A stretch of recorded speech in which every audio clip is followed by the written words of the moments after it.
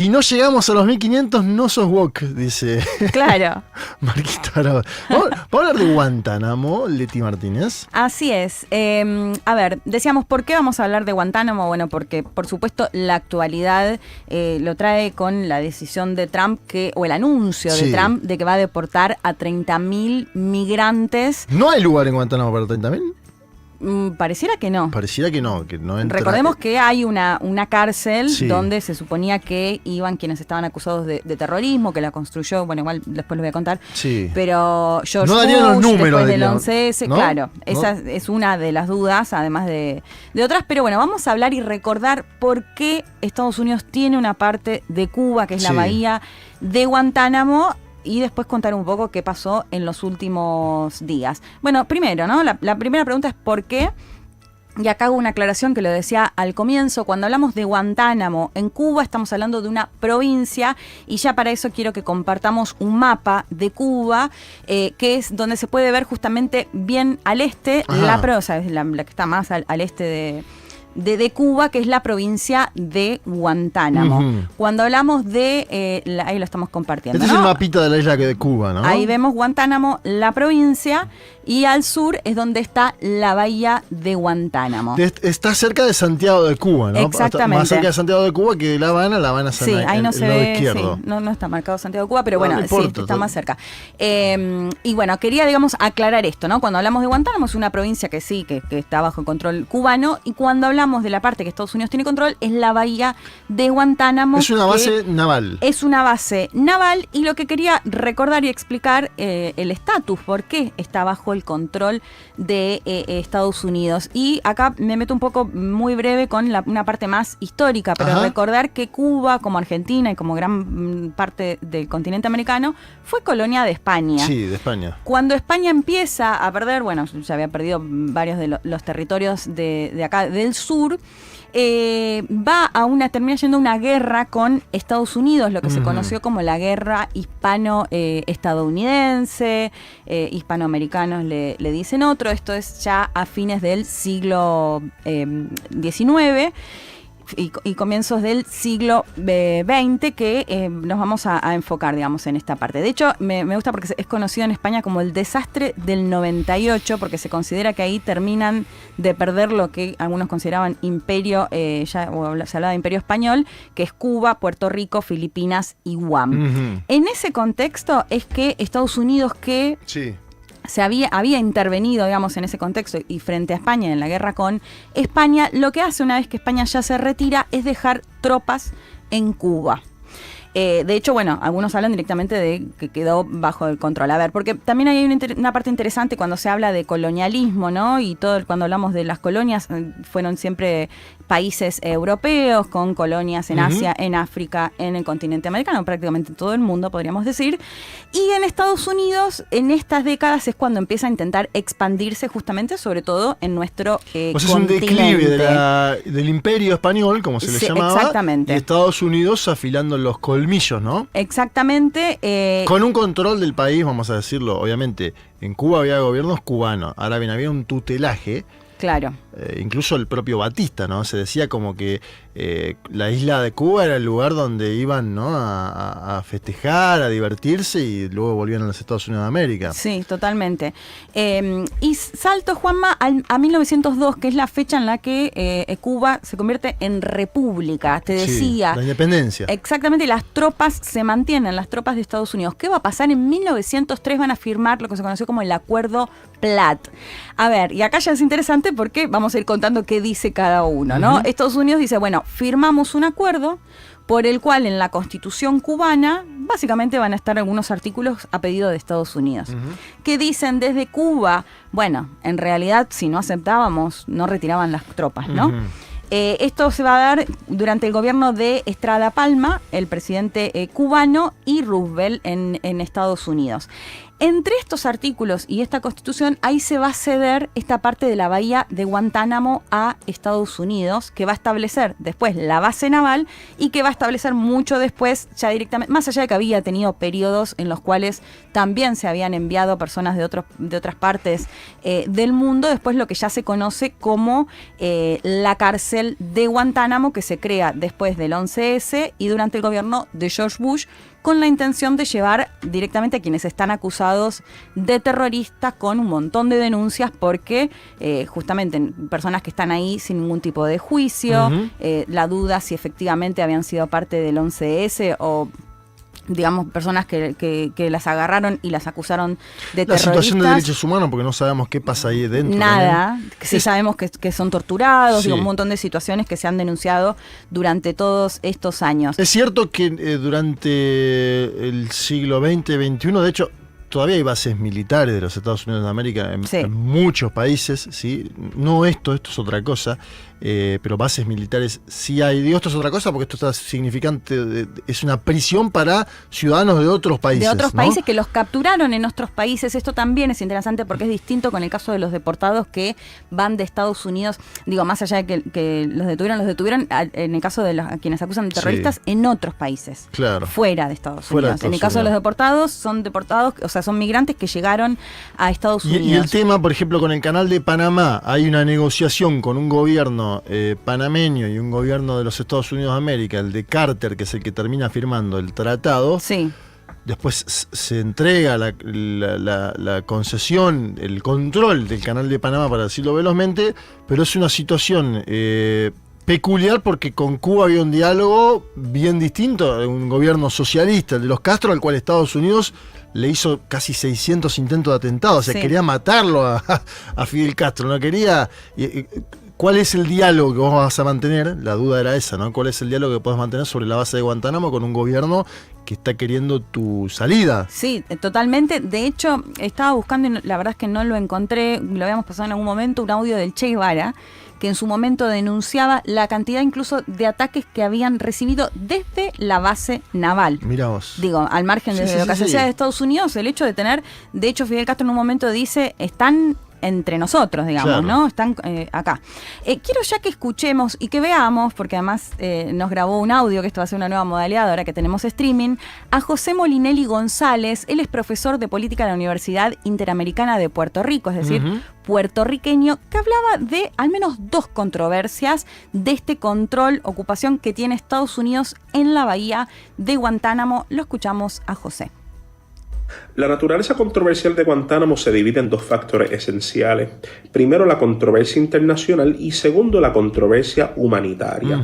La controversia internacional tiene que ver con que el gobierno actual cubano no acepta la presencia de la base en el área y reclama ante cortes internacionales y frente a los Estados Unidos el hecho de que la presencia de la base es una violación del interés bajo el cual se constituyó el acuerdo que llevó a que Guantánamo se consolidara precisamente como una posesión estadounidense dentro de Cuba, llevando a que el gobierno cubano exija la salida de la base y por otra parte que se presenta ante los foros internacionales para declarar ese acuerdo de soberanía como uno nulo.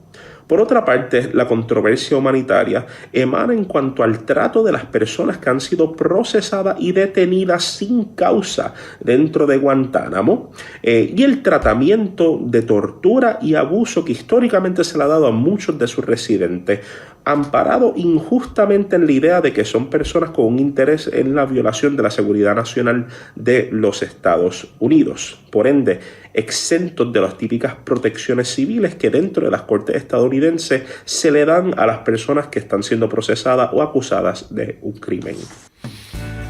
Bueno, interesante ahí lo que nos contaba José sobre estas dos controversias que se dan por un lado, incluso en estos acuerdos y el hecho de tener una cárcel y una base naval ahí, este acuerdo que como decíamos, ¿no? Un acuerdo que incluso desde Cuba decían, bueno, lo tuvimos que firmar porque si no, no nos retiraban las tropas, ¿no? Esto me hace acordar a cuando te torturan en la cárcel y te hacen firmar algo, bueno. Se nos puso un traje el hombre, ¿no? Para la entrevista de Leti. Sí, bien formal. Pasa mucho eso en el continente, ¿no? El argentino somos más informales los argentinos. informal, ¿no? Sí, puede ser. O en el Cono Sur, te digo, pero el hombre se metió Somos ahí. más informales. Nos está viendo, creo, ahora en vivo. Un abrazo José. le mandamos a José. Sí, un genio, un genio. Bueno, y la otra cuestión que contaba José, por supuesto, sobre también lo que tiene que ver con los derechos humanos y que lo contábamos ahí en la cárcel durante todos estos años. A ver, quiero que veamos para tener una noción. No es fácil ir a Guantánamo, a la bahía, es una base naval de Estados Unidos. ¿Hasta dónde se puede llegar? Hasta la afuera. Sí, o sea, no, por supuesto no entiendo que no a la cárcel, pero bueno, se puede visitar, pero no es tan fácil para periodistas, lo han hecho, bueno, muchos de ellos que han escrito libros. Algunos periodistas españoles vi que estuvieron en algún momento. Sí, de hecho hay una periodista argentina que después la vamos a escuchar, Diana Cariboni, que ella fue y también escribió un libro. Pero quiero que veamos una imagen, porque esto me parece que es la parte más difícil de comprender cómo puede ser que haya un territorio cubano bajo el control de Estados Unidos, y para ver qué tan... hay una foto que describe mucho porque... Sí. De hecho, veía un influencer cubano que decía, si vos vas por acá, pensás que estás en Estados Unidos. Ajá. ¿Por qué? Porque hay un McDonald's, los porque hay un inglés. Subway. Sí, ahí lo estamos compartiendo. Eso es parte de Guantánamo. Mira vos. Eso y las rutas y demás. Es un lugar estadounidense en otro país, básicamente, ¿no? Exactamente. Con la particularidad que, además, en su momento iban muchos trabajadores cubanos a trabajar a la bahía. Tienen que hacer cosas ahí. Sí, de hecho veía algunos documentales y eso, que ahora se me fue el nombre, pero después lo busco si quieren que se los recomiende, que ellos contaban cómo pasaban a la bahía y cómo eran mal vistos por todos, porque en Guantánamo los veían como posibles cubanos, espías para el gobierno cubano y desde Cuba los veían como, traidores que trabajaban y que contaban cómo cruzaban a buscar los sobres de las jubilaciones, o sea, porque ya estaban todos jubilados de los trabajadores de quienes habían trabajado en la bahía de Guantánamo. Y la bandera flameando, ¿no? La bandera flameando, como diciendo, esto es nuestro. La bandera de Estados Unidos flameando en un territorio cubano. McDonald's y la bandera, tipo, acá estamos. Sí, y ahora les hablaba de Diana Cariboni, que ella trabaja en Open Democracy y es argentina, pero vive en Uruguay, autora de Guantánamo entre nosotros, que ella nos contaba algo interesante sobre a quiénes se ha llevado a esta base de Guantánamo. Eso me interesa, con anterioridad, porque vamos a hablar de, a quiénes se están llevando ahora. Pero quiero que nos cuente un poco, que nos recuerde qué pasaba también en décadas anteriores ahí en Guantánamo. La escuchamos a Diana. En el año 91, más exactamente, cuando se produjo el golpe contra el presidente de Haití, Jean-Bertrand Aristide, unos 40.000 haitianos huyeron y fueron alojados en campamentos bastante precarios en Guantánamo. Una parte de ellos fueron devueltos al país, otros fueron aceptados como asilados en Estados Unidos, y una particularidad de Guantánamo, que permanecieron en la isla bastante más tiempo, algo menos de 300 haitianos que habían dado positivo al examen de VIH y que fueron segregados en un campo aparte y que además se les prohibió la entrada a Estados Unidos durante más de un año. Después hubo otra crisis de refugiados que huían en el año 94, la famosa crisis de los balseros. Varias de estas personas que huían fueron interceptadas por la Guardia Costera de Estados Unidos y alojadas en Guantánamo. En el conjunto de esas dos crisis, Guantánamo llegó a tener unos 50.000 refugiados y había protestas, había motines, había muchos problemas. A los más revoltosos se los encerró en un lugar aparte que se llamó Campo Rayos X, y el sitio y el nombre de ese lugar sería el primer pequeño lugar en el que nacería la prisión para presuntos terroristas en el año 2002. Bueno, clarísimo, ¿no? De hecho, Diana me decía, hablamos esta semana, el audio lo habíamos escuchado antes, pero hablé de nuevo esta semana con ella, que esto contaba cómo había sido un campo de detención de inmigrantes irregulares, y esto lo cuenta en su libro, y ahí como lo describía concretamente el caso de los haitianos, de cómo habían separado a quienes tenían HIV, no los dejaban volver o ir a Estados Unidos, como un antecedente, si se quiere, de lo que posiblemente estemos viendo ahora, al margen de la cárcel que contábamos antes, ¿no? Que tenía como finalidad enviar supuestamente a a los terroristas que cometieron el atentado del 11S, con un capítulo aparte que en su momento lo habíamos recordado, ese acuerdo que habían hecho con Pepe Mujica, que Mujica llevó a algunos migrantes de Guantánamo a Montevideo. De Medio Oriente, creo, Sí. sobre todo, que básicamente lo que hacían era, los liberaban de Guantánamo, de la cárcel de Guantánamo, pero no los dejaban volver a sus países de origen. Entonces, de pronto, libaneses, creo que también había sirios, no estoy segura, en Uruguay, que era por este tema que Pepe Mujica salió a decir, bueno, yo no soy el carcelero, porque muchos se querían ir de Uruguay, ¿no? ¿Y qué tema el de las promesas incumplidas, no? Porque Barack Hussein Obama, como presidente de los Estados Unidos de América, incluso en la campaña había dicho que Guantánamo no iba más, que no iba a tener lugar en su presidencia.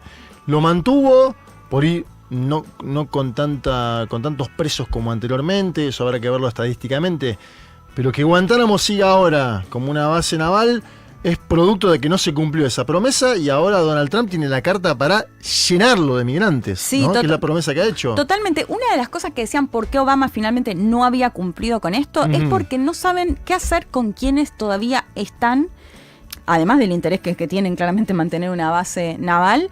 Con respecto al tema de la cárcel, no son, entiendo que son muy pocos, creo que menos de 30 las personas que están en este momento, son personas que ya son bastante grandes de edad, que además fueron torturadas y que muy no tenés fuertemente, Pepe Mujicas en el mundo que te digan traerlo para acá recibir, tampoco. no, y que tampoco los quieren, está entre ellos, por ejemplo, presos, quien se considera el mentor del 11S, entre otras personas que están ahí. Entonces el lugar incómodo es qué hacer con esas personas que están ahí, ¿no? No las quieren liberar, pero tampoco las quieren llevar para juzgarlas en Estados Unidos, porque lo que decíamos, y ahora volvemos a escuchar a José, lo que tiene que ver justamente por qué, por ejemplo, Trump ahora quiere llevar a los migrantes ahí. Bueno, porque básicamente no tienen que responder a la justicia estadounidense, ¿no? Yo decía, esto se mantuvo durante, después del 59, después de la Revolución Cubana. Les decía que Che Guevara en su momento había denunciado la cantidad de veces que habían intentado atacarlos desde la base naval. Fidel Castro decía, no solo está cerca de nosotros, refiriéndose a Estados Unidos, está dentro de nosotros, para recordar esto. Hablaba con una colega que le preguntaba, esto, o sea, ¿qué pasa con Guantánamo? Digo, con los propios cubanos, ¿no? ¿Qué pasa con esto? Digo, con la... ¿Cómo la viven ellos? Claro, y con la enemistad con Estados Unidos, con el bloqueo de Estados Unidos a Cuba y toda la situación, digo, ¿cómo viven esto de tener un territorio bajo ocupación? Y Lisandra Pérez Coto, que es colega cubana, me contaba que ellos lo estudian en la escuela, lo dan, pero que lamentablemente está como naturalizado un poco, ¿no? Más allá de que se siguen con las denuncias, ahí como lo contaba José, como que hay cierta naturalización de que, imagínate que es toda una historia del país, que esta parte esté bajo el control de Estados Unidos. Decía que escuchemos a José Molinelli González de nuevo, que hacía referencia a esto que él les planteaba de lo que tiene que ver con la justicia, con la jurisdicción, por qué son enviados a Guantánamo. Y además me gusta porque decimos muchas veces migrantes irregulares, y él lo llama de otra manera que me parece interesante. Lo escuchamos a José.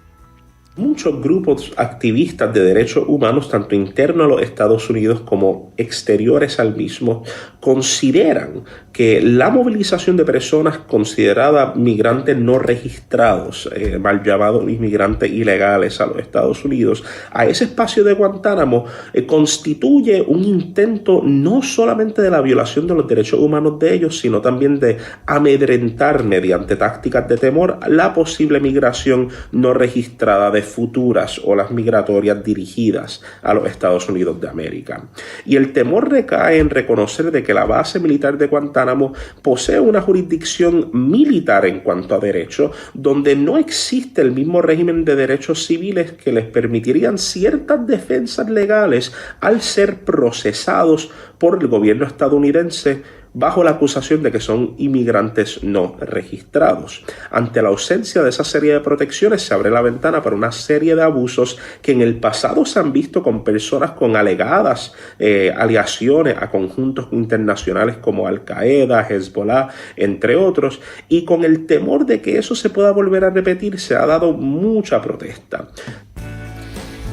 Bueno, dos cosas muy interesantes que me decía. Primero, esto cómo los menciona, ¿no? Inmigrantes no registrados. Y esto que me parece que es clave al entender por qué Trump ahora sostiene sostiene no, y está enviando, porque esta semana lo que sucedió es que ya empezaron a llegar decenas de deportados venezolanos particularmente, ¿no? Que las familias, a ver, ¿qué dice Estados Unidos? Que los deportan porque son parte del Tren de Aragua, que son criminales, y demás, muchos que además habían llegado un día antes de la asunción de Trump. Digo que es muy difícil incluso que hayan tenido alguna situación igual en Estados Unidos. Como llegaron algunos a Caracas también, se entiende que son estos deportados los que no acepta el gobierno venezolano, ¿no? Hay una negociación en curso, llegan algunos a Caracas, los que llegan a Guantánamo son los que no aceptó Maduro, básicamente. Sí, pero dentro de los que llegan a Venezuela también se supone que hay una parte, esto según Estados Unidos, ¿no? Que son criminales o que forman parte del crimen organizado.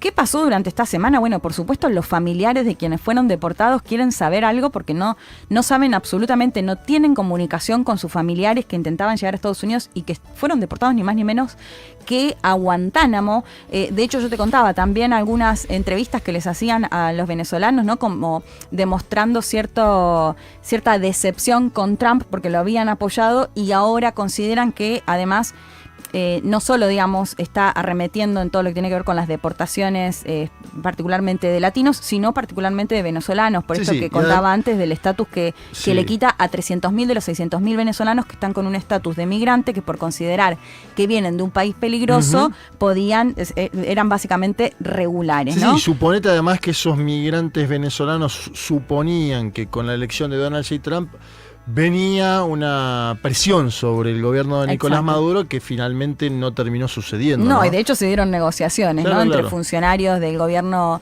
de Estados Unidos. Estas son imágenes actuales de los últimos días. Estas son imágenes de esta semana que, como les decía, empezaron a llegar decenas de venezolanos a Guantánamo. En aviones de la Fuerza Aérea, ¿no? De los Estados Unidos de América. Está bien marcar eso por lo que decíamos. Es un lugar de los Estados Unidos en Cuba. Son aviones militares estadounidenses. Ahí se los ve, ¿no? Sí.